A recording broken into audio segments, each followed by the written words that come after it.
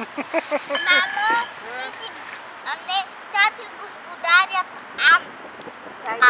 Последна вечер в Париж и сме седнали и ще папаме на брега на Сена.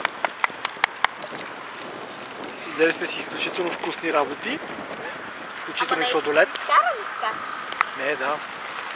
Залеза. Покажи Айфелата кола е на там някъде, ма не знам къде, може би за дърветата.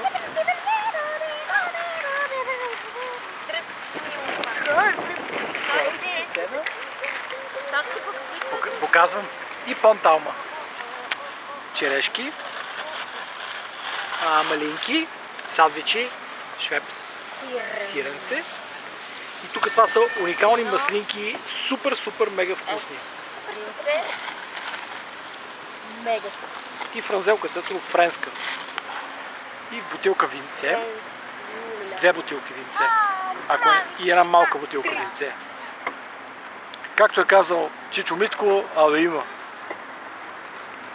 Не дей да ги отваряш всичките валчици. И една красавица. Това е с нас. Не.